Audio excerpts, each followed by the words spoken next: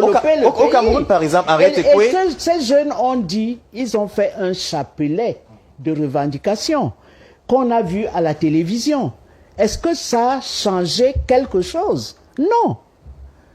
Quand on dit maintenant que bon, la chaîne du pétrole s'est tenue, bref, ça veut dire que il y a même un début des revendications que ces jeunes gens ont posées et on n'en a pas tenu compte. Alors, arrête, c'est une relance, la question de Simon Pierrest. Alors, si vous avez parlé du pétrole, on pourrait aussi dire que si on prend le cas de l'or de Bétaré Oya, on devrait par exemple appliquer la même loi. Si on prend le cas de la bauxite de Fongo Tongo, on devrait peut-être rester dans la même logique. C'est-à-dire que parce qu'on produit ici, il faudrait absolument... mais il faut développer les régions. Alors que justement, dans l'architecture, notamment de la gouvernance et notamment la décentralisation, on estime qu'il y a une sorte de centralisation des moyens de l'État qui sont péréquationnés.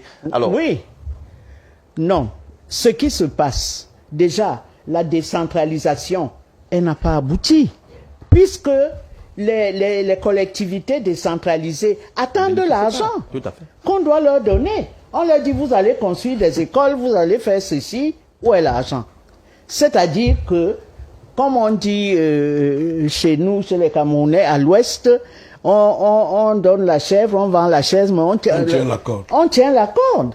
Donc rien n'a changé. Ce que les revendications que ces jeunes gens ont posées en 2019, au moment du dialogue, rien n'a abouti. Voilà les images. Rien n'a abouti. Bon. Alors, Simon Pierre, on va revenir à vous. Simon Pierre, justement, la question restait. On parlait de 2019 à 2025. Cela fait quand même 6 ans, un sacré bail. On se serait peut-être attendu à ce que, durant tout ce temps, qu'il y ait d'autres occasions de rencontre et de discuter du problème. Est-ce qu'aujourd'hui, ne pas le faire, c'est pratiquement jouer à la sourde oreille? Et est-ce que cela pourra avoir un impact au fur et à mesure et surtout sur le long terme? Mais l'impact est déjà là. Quand vous demandez que cela ne pourrait pas avoir un impact, davantage, cela pourrait davantage avoir un impact. Cela pourrait avoir davantage l'impact qui est peut-être non négligeable et ça risquerait d'aller même de mal en pis si on ne parvient pas à prendre des dispositions nécessaires pour l'instant. Et je voudrais vous dire qu'il fut un temps, lorsque on avait assisté à ce grand dialogue, on s'attendait forcément à ce que l'échéance électorale d'octobre 2025, qu'on n'assiste plus un peu, qu'il y ait une solution qui soit trouvée. Mais malheureusement, on est en train encore d'aller à une échéance électorale sans qu'il y ait une solution qui soit trouvée. Vous voyez, aucune solution. Est-ce qu'aujourd'hui il y a urgence, par exemple, admettons que tous les candidats, la question n'est pas achevée, tous les candidats, par exemple, qui sont en course dans la liste, en liste pour la présidentielle du 12 octobre prochain, est-ce que ça doit être un élément phare, c'est-à-dire le principal sujet sur lequel ils devront axer leur politique? C'est vrai qu'on s'attendait forcément à ce que dans leur programme politique, qu'ils fassent mention de ça. Peut-être dans la plupart de certains candidats, ils sont beaucoup plus ailleurs que ce véritable problème. Mais tenez-vous tranquille, que nous, on ne s'attendait pas forcément à ce que ce sont ces candidats, soit le prochain président de la République, s'il en existerait, ou c'est le même, qui va encore y être. Il faut bien se poser des questions parce qu'on est dans une course électorale. On ne sait pas qui sera le président de la République. Donc, on ne s'attendait pas à ce que ce soit le futur président de la République qui vienne arranger ce problème. Nous, on aurait souhaité que ce soit ce président-ci qui arrange ce problème. Qui a vécu ce problème. Cette crise. Donc, et ce gouverneur-là qui résolve ce problème. On ne s'attendait pas à ce qu'il y ait un Moïse pour venir arranger ça. Mais non. Et je pense qu'aujourd'hui, beaucoup de gens risqueraient à cette période, à cette échéance électorale, utiliser ça comme étant un alibi, comme un programme. Et bien après, est-ce qu'ils sont sûrs, certains qui pourront même, finir avec cette guerre. Donc, on estime que, en fait, le plus important, c'est un problème qu'il faudrait mettre tous les paquets nécessaires pour le résoudre. Et il est urgent. Ce problème est urgent. Pour moi-même, on n'avait pas souhaité. Mais ce qui est le plus important, c'est que on s'attendrait qu'il y ait, après ce dialogue-là, et qu'on estime qu'il n'y avait pas les résultats escomptés, on organise encore un autre dialogue. Pourquoi pas d'autres dialogues avec des véritables acteurs, si possible. Parce que ceux qui ont assisté à ce dialogue, il faut le reconnaître, certains ne se sont pas reconnus dans ce dialogue-là. Certains ne sont pas reconnus dans ce dialogue. Mais donc finalement, on ne peut pas quand même avoir tout le monde. Oui, est-ce que finalement, on ne va pas se retrouver dans une configuration où on fait un premier dialogue, on a les premiers interlocuteurs, et à la suite, il y en a qui ne vont pas se reconnaître dans ces interlocuteurs, et que demain, on en trouve d'autres personnes, et ainsi de suite. Ça risque... Monsieur Elon, si vous avez un problème dans votre famille, vous n'allez pas appeler le voisin. Vous allez appeler les personnes les plus proches, qui vivent certainement les mêmes réalités que vous. C'est une réalité. Est-ce que vous êtes sûr que ces personnes-là qui ont assisté à ce dialogue, tous, autant qu'ils étaient, ou autant qu'elles étaient, c'était véritablement des personnes qui étaient de la région? Bon, c'est vrai aussi que moi, je ne peux pas être dans la même analyse que Maman Henriette Ekoué, qui estimait qu'effectivement, on va aller sur le prisme des revendications. Parce que s'il faut faire des revendications, même dans le reste des régions, tout le monde a des problèmes. Tout à fait. Donc moi, j'estime aussi que nous aussi, dans le littoral, on a aussi nos problèmes. Mais sauf que ce qu'il faut faire, c'est que chaque région a ses spécificités. Et je pense que sur ce prisme-là, on peut comprendre effectivement les revendications des uns et des autres. Mais cela ne devrait pas encourager les uns et les autres à prendre des armes pour aller tuer. Bien sûr. Ça, c'est une réalité. C'est pas parce que vous revendiquez que vous allez sortir pour aller tuer. Et vous tuez même qui? Les pauvres innocents. Et je pense qu'à un moment donné, il faudrait que les autorités aujourd'hui prennent un peu de recul et se disent qu'on a essayé telle chose, ça n'a pas donné. Peut-être utilisons une autre cartouche, peut-être en estimant qu'en l'utilisant, peut-être ça va avoir des résultats qu'on escompte et qui iront donc à la satisfaction de ceux que les Camerounais que nous sommes. Parce que nous aussi, personne d'entre nous ne pourrait se retrouver dans... Aujourd'hui, personne ne peut aller là-bas dans ces régions. Vous voyez, vous imaginez. Pourtant, c'est le Cameroun. On aurait souhaité que dans ces régions-là, nous allons comme nous voulons. Même à Limbe aujourd'hui, c'est un manque à gagner pour beaucoup. C'était une ville touristique. Aujourd'hui, vous n'avez même pas d'aller même à Limbe. Parce que vous ne savez pas là où peut-être vous serez embuscadé par ces ababoys. Parce qu'ils sont partout. Donc vous comprenez simplement que on a intérêt à résoudre cette guerre. On a intérêt à trouver des solutions. Et je crois que les gouvernants ou les autorités ou encore l'État du Cameroun a les leviers nécessaires pour résoudre ce problème. Simon-Pierre Mahène. Alors, Michel Michaud-Moussala, résurgence des attaques. On regarde quand même la période. On est à une période pré-électorale. Entre cette résurgence des attaques, tant à Boko Haram que dans le Nozo, est-ce qu'on peut rapidement faire le lien avec l'élection présidentielle? Est-ce que c'est une façon, par exemple, de se faire entendre comme quoi c'est maintenant ou jamais? Xavier, je suis peiné parce que je suis témoin de l'histoire. Je fais partie de ceux des journalistes, parce que 3 journalistes de la presse indépendante avaient été conviés en 91 à la tripartite et je suis encore vivant. Vous savez quelles sont les résolutions de la tripartite? Dites-nous. Vous nous parlez de la décentralisation. En 91, les pères fondateurs qui vivaient encore, les Paul Sopopriso, étaient à cette tripartite. Le débat sur la décentralisation avait déjà été posé.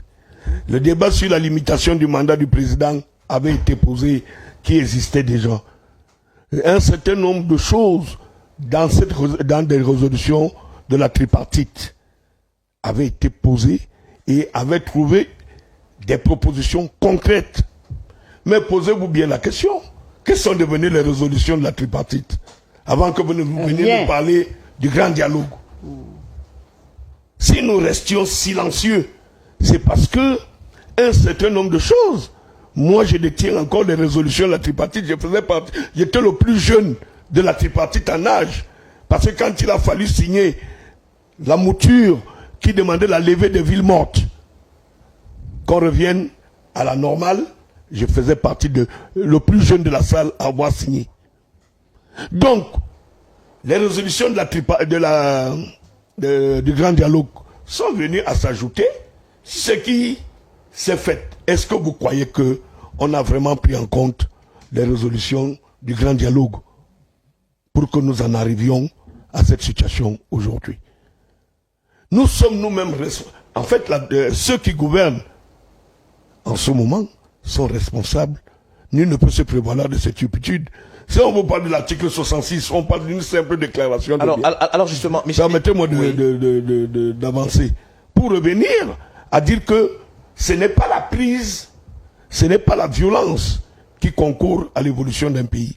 Le problème, c'est qu'on a réussi à implémenter les résolutions ou quelques pistes de ce qui a été arrêté dans les 2 forums, c'est-à-dire que la tripartite et le grand dialogue. Il faut bien se poser des questions. Comment comprendre que dans un État, tout à l'heure j'écoutais Simon Pierre en train de développer l'approche du dialogue et l'approche de ceux donc qui interpellent ceux qui dirigent la République en ce moment. Le problème est entre leurs mains. Nous n'allions pas aller chercher Dieu, comme on a souvent l'habitude d'interpeller Dieu pour venir résoudre ce problème. Dieu a tourné le dos. Il faut bien que les hommes de la terre en soient responsables. Parce que d'une manière ou d'une autre, ce qui se passe au Nozo devrait nous interpeller. Comment comprendre que depuis plus de 2 ans, les gens ont dit que l'Onendi est ville morte dans le sud-est et le nord-ouest. Et ça continue. Ça veut dire qu'on n'en appelle pas assez.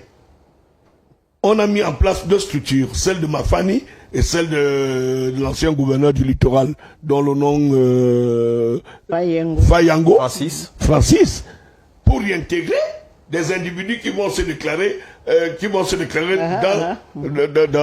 dans la logique de laisser les armes. Les DDR. Les DDR. Des mobilisations et des armements. Et des armements.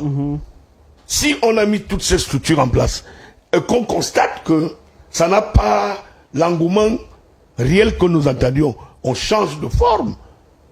On change de forme. Alors, il y a quand même beaucoup de choses qui ont été faites par le gouvernement. Par exemple, l'affectation de beaucoup de juges d'expression anglaise dans ces zones-là, c'est acté aujourd'hui. Il y a entre autres la création de beaucoup d'écoles. Par exemple, à Nasla, qui est une école d'administration de la décentralisation qui est créée dans le sud-ouest et le nord-ouest, ainsi de suite. Est-ce que, pour ne citer que cela, l'introduction de la loi au OADA en langue anglaise, par exemple, il y a des efforts qui ont été faits dans ce sens. Mais pourquoi ça ne s'arrête pas? Mais, écoutez, vous avez laissé. Est-ce qu'il n'y avait pas d'autres mobiles? On a laissé qu'un certain nombre de choses s'enracinent.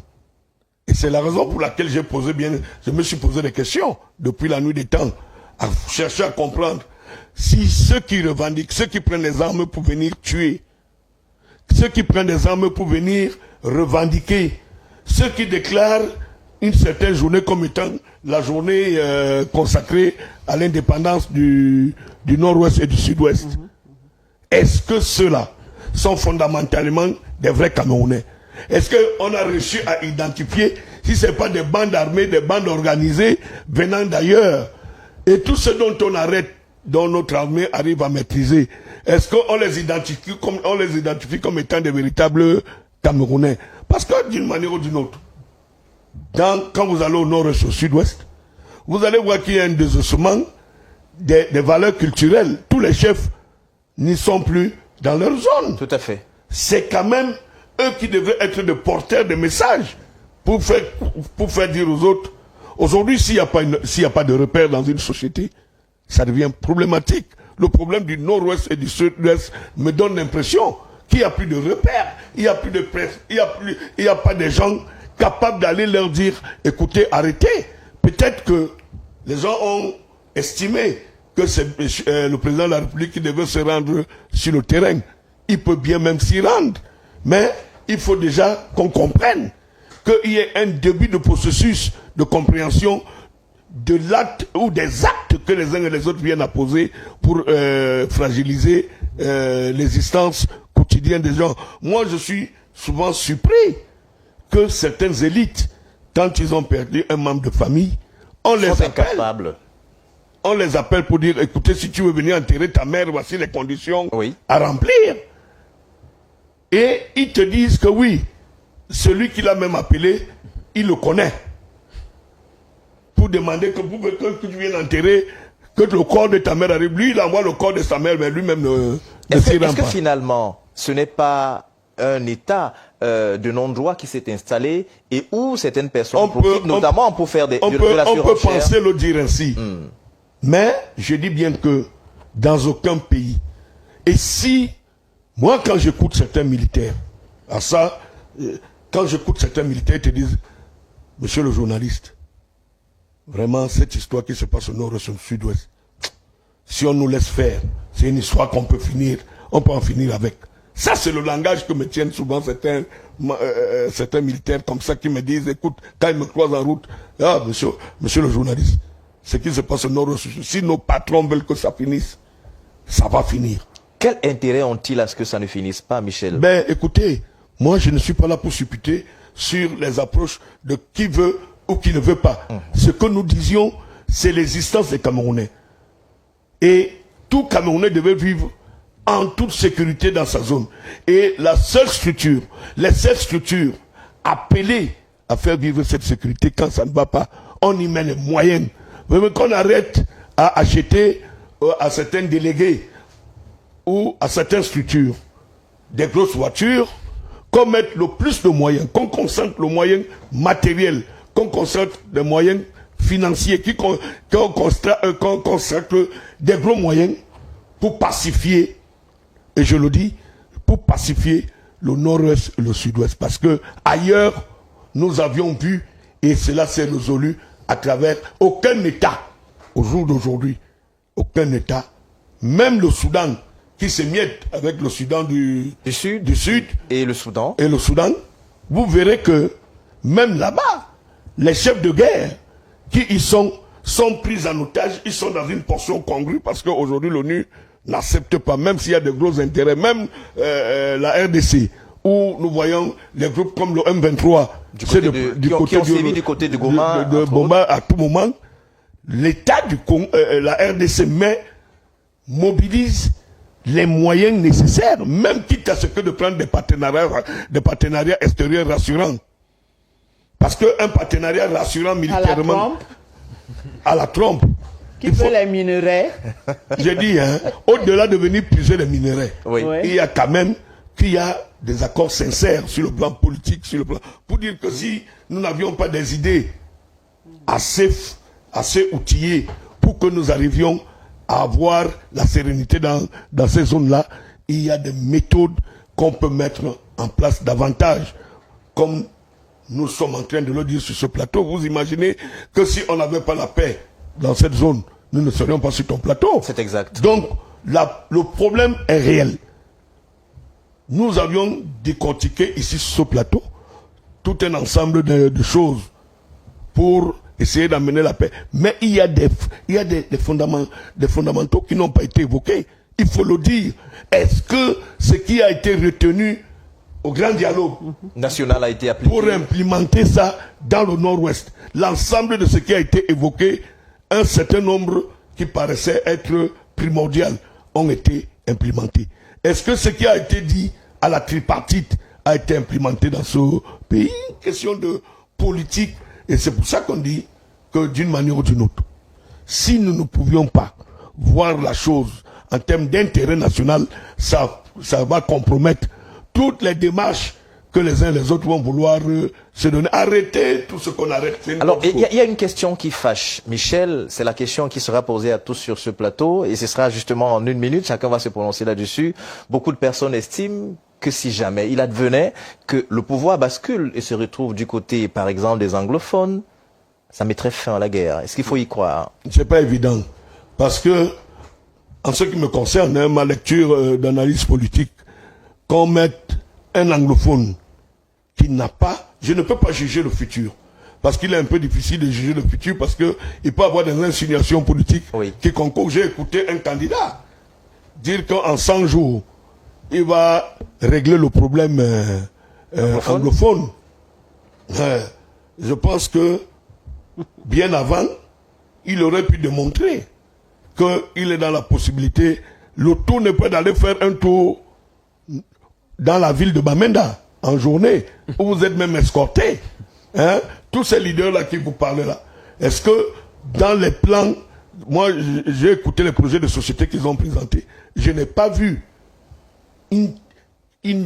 une approche qui fasse à ce qu'on dise que c'est rassurant, que si tel candidat nous lui donnons le pouvoir, qu'il prenne le pouvoir, il en fera une affaire prioritaire. Merci. Merci Michel. Alors la question reste, c'est la même.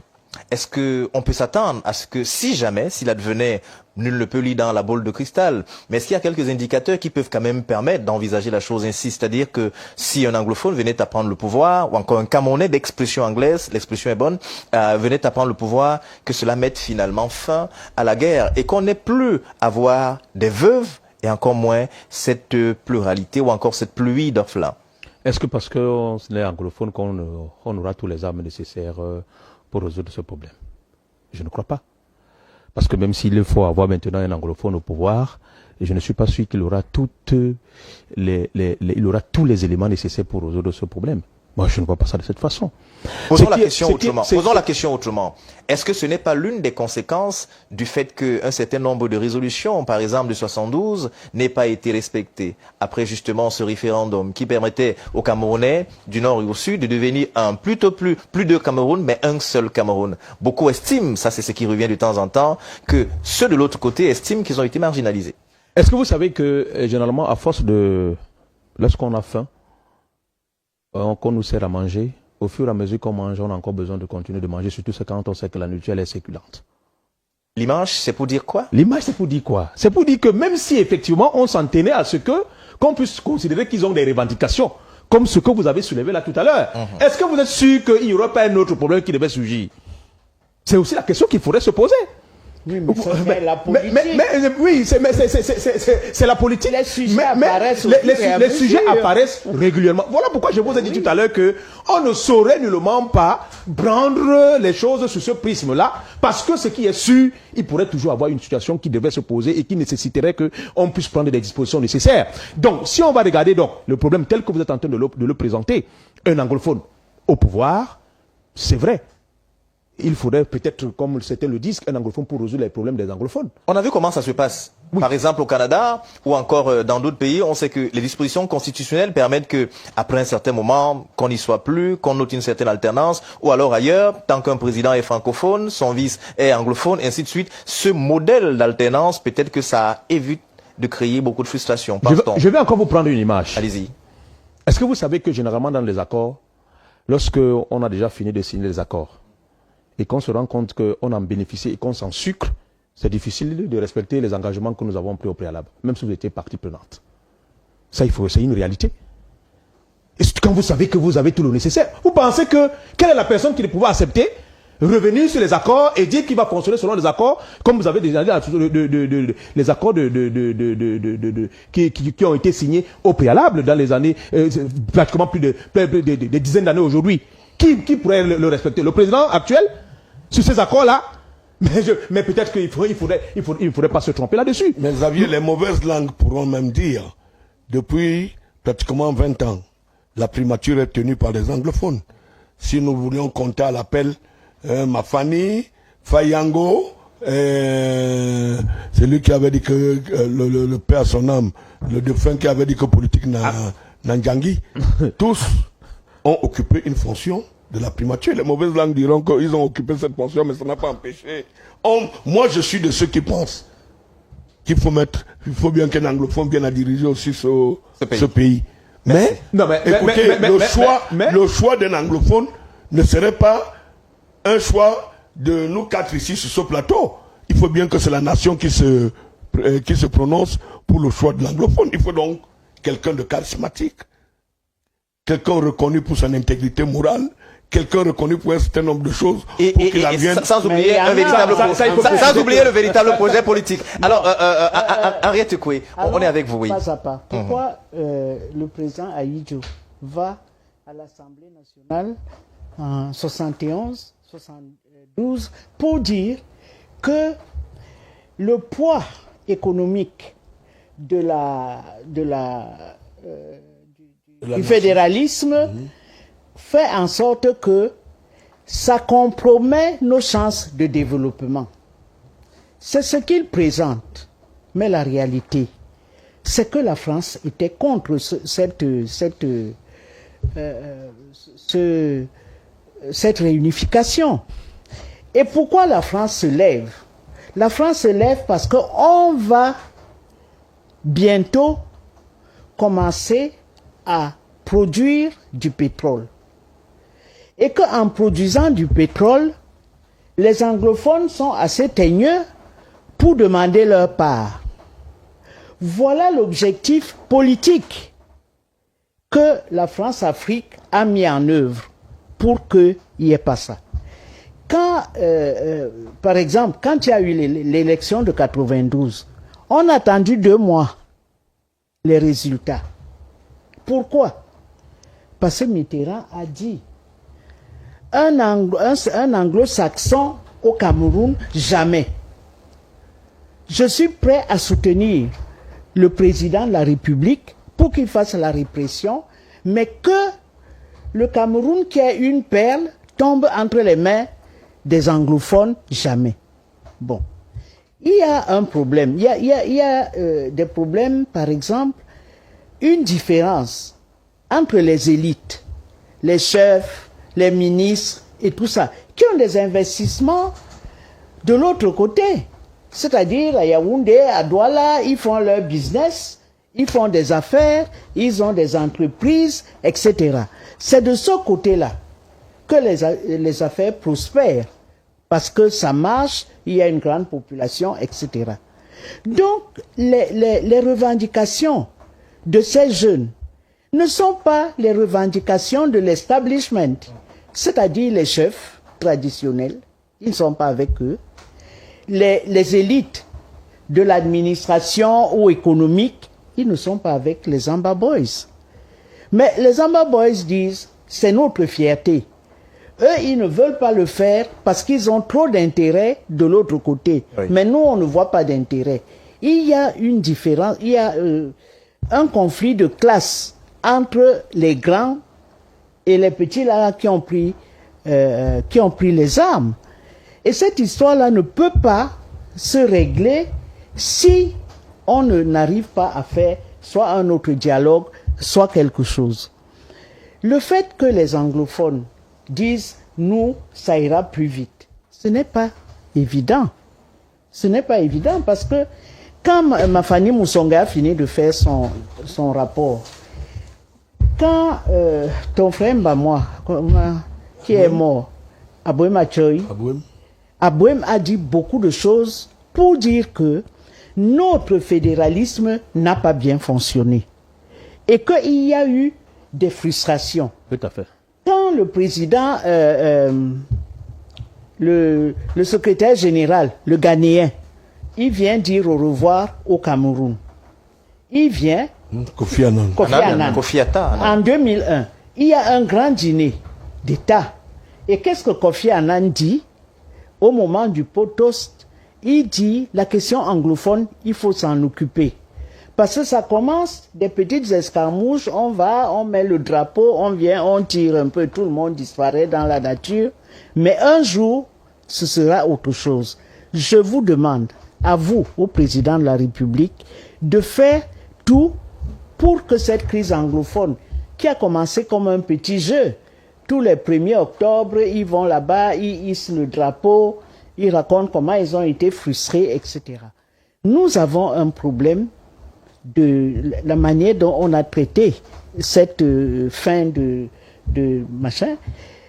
D'abord, on avait prévu dans notre constitution qu'en cas de vacance du pouvoir, c'est le président de l'Assemblée nationale qui prend. C'est-à-dire la deuxième personnalité du pays. C'était Estimouna. Et Aïdjo, en 75, fait une constitution où il change ce qui va se passer en cas de vacances. Il dit, je nomme un premier ministre en 75 et c'est lui qui prendra le pouvoir s'il y a vacances de pouvoir. Ça se passe en 75. En 82, il s'en va et l'anglophone, le francophone prend. Les anglophones se sont sentis floués. Mais il y a beaucoup de choses comme ça qui font que quand on a regardé, et certains analystes ont dit, effectivement, quand on regarde les principales personnalités de l'État qui gèrent des institutions, ils sont majoritairement des anglophones, des francophones. Et ça pose problème aussi sur notre unité qu'on proclame tous les 20 mai, mais qui n'est pas réelle dans le fond. Dans les faits. Merci. Merci beaucoup. Merci.